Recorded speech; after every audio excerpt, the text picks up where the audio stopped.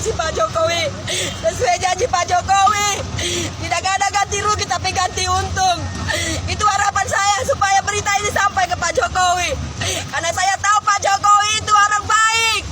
Tidak seperti mereka-mereka yang di bawah ini. Saya hanya dikasih janji palsu. Saya hanya dikasih janji palsu selama ini. 18.000 nilai tanah saya, sertifikat tanah saya tidak benar. Sekarang ini bisa mereka tertawa-tawa. Berapa luas Ibu punya Ibu? Lahan yang dijual? Lahan saya semua kenanya 50.000 meter, 5 hektar. Saya sudah bilang saya tidak menuntut banyak. Apa yang diputuskan pengadilan negeri Siak, berikan hak saya itu saja. Tapi apa semuanya pembohong. Saya tidak tahu lagi. Harapan saya Pak Jokowi, tolong saya Pak Jokowi. Tolong kami perhatikan masyarakat Kandis ini Pak Jokowi. Harga tanah di Kandis ini lebih mahal tempe, lebih mahal bakso. Dan sertifikat tanah saya tapi nilai 18.000. Mengurus sertifikat tidak harga murah dulu saya lakukan.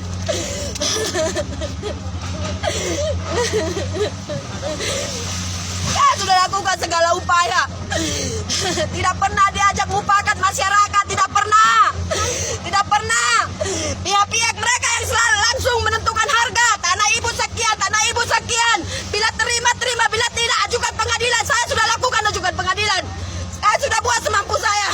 Tapi semua nol, tidak ada hasilnya. Tapi saya percaya bila berita ini sampai Pak Jokowi akan turun langsung, akan memberantas semua korupsi yang ada di kabupaten ini, di Siak ini khususnya. Siapapun kalian nantinya, bila ini sampai kepada beliau, kalian akan diajar semuanya. Banyak kami masyarakat Kandis ini yang tidak bisa berbuat apa-apa, karena kami tidak memiliki pengetahuan seperti mereka. Kami bodoh secara hukum. Tapi kami sudah lakukan upaya sebaik mungkin. Tapi ini yang terjadi.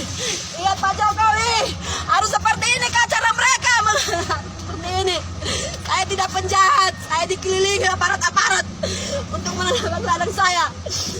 Siapapun kalian, sampaikan ini semua sama Pak Jokowi.